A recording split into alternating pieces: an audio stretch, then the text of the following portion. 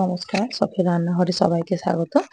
আজ আমি বানাবো ম্যাঙ্গো কেক। তার জন্য আমি খুব মিষ্টি দুটো বড় সাইজের আম নিয়েছি। আমগুলো ধুয়ে রেখেছিলাম। এবারে আমি এগুলোকে কেটে সুন্দর করে এর কাইটা বের করব। আর যখনই ম্যাঙ্গো কেক আপনারা করবেন, তো আপনারা চাইবেন যেন আমের যে কাইটা ওতে দিয়ে যেন পুরো ব্যাটারটা তৈরি করা যায়। কম দিলে ভালো লাগবে না। তো আমিও ওই জন্য বেশি আমি পরিমাণে আমটা নিয়েছি, যাতে আমি পুরো ব্যাটারটাই রেডি করতে পারি আমের কাই দিয়েই।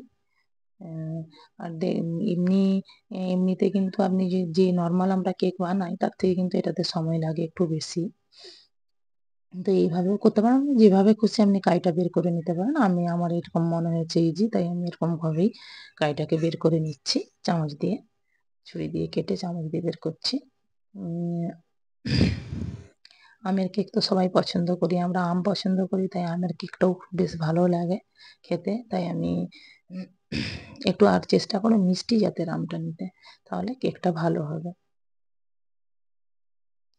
আমি এইভাবে পুরো আমটাকে আমি এরকমভাবে কেটে কাইটাকে আমি বের করে নেব।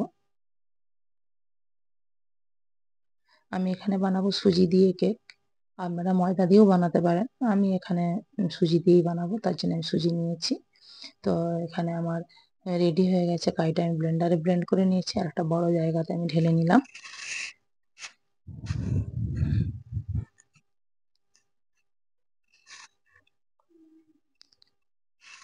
আর এখানে আমি একটা ব্লেন্ডারে আমি নিয়ে নিচ্ছি 2 বাটি সুজি। আর সেই বাটিতেই হচ্ছে মাপ করে আমি নিয়ে নেব 2 বাটি হচ্ছে চিনি। এবারে এটাকে আমি ব্লেন্ড করে নেব, কারণ আমি অনেকটা হাতে যাদের সময় আছে তারা ব্লেন্ড করবেন অবশ্যই, তারপরে আপনি রেস্টে রাখতে পারেন। আমি কোনো রেস্টে রাখবো না, যা করব তাড়াতাড়ি ব্যাটার রেডি করেই করে নেব, তৈরি করে নেব। তো এটাকে ব্লেন্ড করে নিলাম। ব্লেন্ড করা আমার হয়ে গেছে।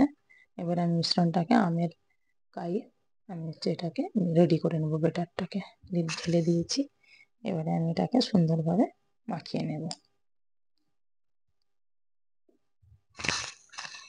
আপনারা কিন্তু চাইলে এই যে ধরুন সুজি আর চিনি আর আমটাকে যে মাখানো হলো, এইভাবে কিন্তু আধা ঘন্টা সময় যদি থাকে, তাহলে আপনারা কিন্তু আধা ঘন্টা বা 45 মিনিট রেখে দেবেন রেস্টে।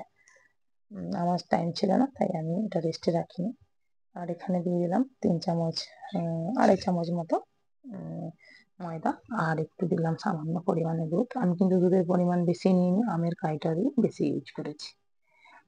আপনারা যখন রেস্টে রাখবেন তখন কিন্তু এই যে বেকিং পাউডার দিলাম, আর 1/2 চামচ দিচ্ছি বেকিং সোডা, আর দিচ্ছি অয়েল। তো এগুলো দিয়ে কিন্তু আপনারা এই যে ধরুন বেকিং পাউডার বেকিং সোডা দিয়ে কিন্তু রেস্টে রাখবেন না, তাহলে কিন্তু কেক কিন্তু ভালো হবে, ফ্লপি হবে না, ফুলবে না। আপনারা আগেই রাখবেন। আর এখানে একটা থালাতে আমি তেল গুলিয়ে নিলাম। এখানে দিয়ে দেবো একটা ময়দার কোট করে নেব ময়দাটাকে সুন্দরভাবে। আমি এখানে কোনো পেপার ইউজ করছি না, ওই জন্য আমি ময়দাটা দিয়ে আমি যতটা এটা লাগে ধরে গেল থালাতে, আর বাদ বাকিটা আমি ফেলে দেবো। কাইটাকে দিয়ে দিচ্ছি।